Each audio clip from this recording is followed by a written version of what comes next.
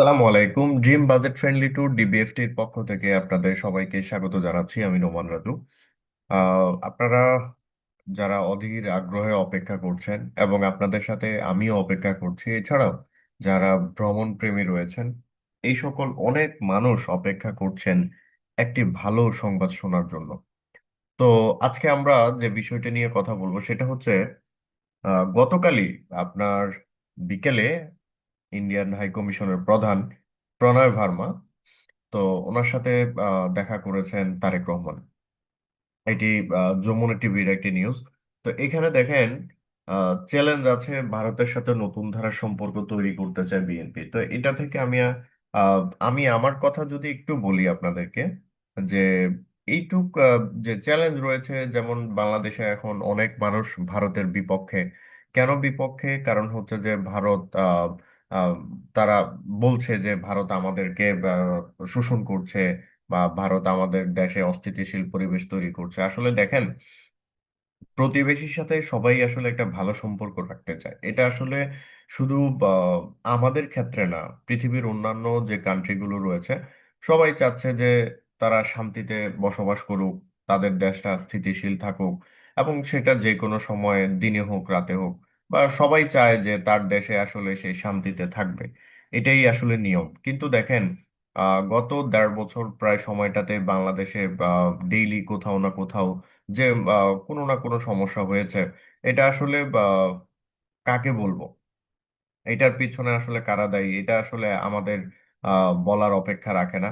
তো প্রণয় ভার্মা গতকাল বিএনপির আপনার হচ্ছে বর্তমান আসলে যেহেতু খালেদা জিয়া নেই, সেই ক্ষেত্রে এখন তারেক রহমানই প্রধান। তো সেই ক্ষেত্রে ওনার সাথে আহ, এই যে দেখা করা বা কথাবার্তা বলা, এখানে আমরা একটু সংবাদটা পড়ি তাহলে একটু বুঝতে পারবো। নানামাত্রিক চ্যালেঞ্জ থাকলেও ভারতের সাথে নতুন ধারার সম্পর্ক তৈরি করতে চায় বিএনপি। ঢাকায় নিযুক্ত দেশটির হাই কমিশন প্রণয় ভার্মা সাক্ষাৎ করতে গেলে তারেক রহমান এই কথা বলেন। শনিবার 10 জানুয়ারি বিকেল 5টার দিকে রাজধানীর গুলশানে বিএনপির চেয়ারম্যানের কার্যালয়ে তারেক রহমানের সঙ্গে প্রণয় ভার্মার বৈঠক হয়। বৈঠকে বিএনপির মহাসচিব মির্জা ফখরুল ইসলাম আলমগীর এবং দলটির যুগ্ম মহাসচিব হুমায়ুন কবির উপস্থিত ছিলেন।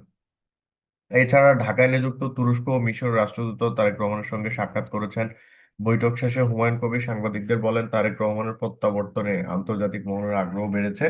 সেই প্রেক্ষিতে ভারতের হাইকমিশনার, তুরস্ক ও মিশর রাষ্ট্রদূতরা মত বিনিময় করেছেন। বিএনপি সরকার গঠন করতে পারলে কিভাবে দেশ পরিচালনা করা হবে, কূটনৈতিক সম্পর্ক কিভাবে এগিয়ে যাবে, সেসব নিয়ে আলোচনা হয়েছে কূটনীতিকদের সাথে। তিনি এ সময় উল্লেখ করেন, ভারতের সাথে কি সম্পর্ক হবে সেটা ভারতের প্রধানমন্ত্রীর শোক বার্তাতেই স্পষ্ট লেখা আছে। যেখানে বলা হয়েছে বাংলাদেশের সঙ্গে নতুন সম্পর্ক তৈরি হবে, চ্যালেঞ্জ আছে সেটা অ্যাড্রেস করে শান্তি ও নিরাপত্তা স্থাপনে প্রণয় ভার্মার সঙ্গে আলোচনা হয়েছে। শুভেচ্ছা সাক্ষাৎ হয়েছে, খুব বেশি বিস্তারিত আলোচনা হয়নি। হুমায়ুন কবির আরো জানালেন, কূটনীতিকদের সাথে ধারাবাহিকভাবে বৈঠক হবে, আরো অনেকের আগ্রহ আছে সৌজন্য সাক্ষাতের, সেগুলো পর্যায়ক্রমে আয়োজন করা হবে।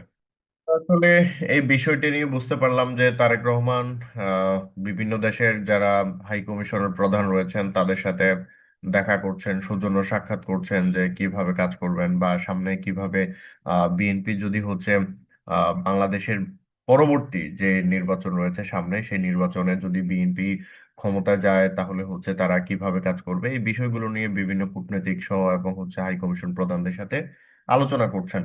তো এখানে আসলে আমরা একটা বিষয় বলবো যে তারেক রহমান যেহেতু তিনি 17 বছর বাংলাদেশে ছিলেন না, পরবর্তীতে এসেছেন, এবং অনেককেই তিনি চিনেন না জানেন না, তাদের সাথে আলোচনা করছেন যে কিভাবে আসলে সামনে কাজগুলো করলে ভালো হয়। তো সেই ক্ষেত্রে আমরা আসলে রাজনৈতিক দিকটাতে না যাই, এবং আমরা যদি আমাদের কথা অনুযায়ী বলি যে আমরা যারা ভ্রমণ প্রেমী রয়েছি এবং হচ্ছে আমরা ঘুরতে ভালোবাসি, সেটা ভারত সহ পৃথিবীর যে কোনো জায়গায় হোক। তো যেহেতু ভারত আমাদের পার্শ্ববর্তী দেশ এবং সেখানে অনেক বিশাল একটি ভূখণ্ড, তো সেই জায়গা থেকে আপনার অনেকগুলো জায়গা রয়েছে দেখার মতো সুন্দর। কাশ্মীর রয়েছে, আপনার হচ্ছে পাঞ্জাব, হিমাচল, আহ তারপর হচ্ছে মানালি রয়েছে। এই ছাড়া দিল্লিতে আপনার হচ্ছে দিল্লির অনেক পুরাতন নিদর্শন রয়েছে। এছাড়া আগ্রা রয়েছে। সাউথ ইন্ডিয়াতে আপনার কেরালা রয়েছে, অনেক সুন্দর সুন্দর জায়গা রয়েছে, যার জন্য আমরা আসলে যারা ঘুরতে পছন্দ করি এই মানুষগুলো চাই যে আসলে বাংলাদেশ এবং ভারতের সম্পর্ক আবারও আগের মতো হোক, এবং দুই দেশের যে অস্থিতিশীল অবস্থা এবং হচ্ছে দুই দেশের মানুষের মধ্যে যে জনরোষ তৈরি হয়েছে সেটি কেটে যাক। এবং আমরাও ইনশাল্লাহ খুব আগ্রহে রয়েছি এবং অপেক্ষায় রয়েছি যে আবারও আমরা ইন্ডিয়ার কোনো একটা জায়গা থেকে আমরা আবারও আমাদের আপনাদের জন্য নতুন কোনো ব্লগ ভিডিও, নতুন কোনো ভ্রমণের ভিডিও আমরা তুলে ধরবো। ইনশাল্লাহ সেই অপেক্ষায় রয়েছি। আর হচ্ছে অবশ্যই আপনারাও আমাদের সাথে থাকবেন, এবং আপনাদের ভালোবাসা দোয়া আমাদের সবসময় প্রয়োজন। তো আজকের ভিডিও এই পর্যন্তই, দেখা হবে পরবর্তী কোনো ভিডিওতে। ততদিন পর্যন্ত সবাই সুস্থ থাকবেন, ভালো থাকবেন। আসসালামু আলাইকুম।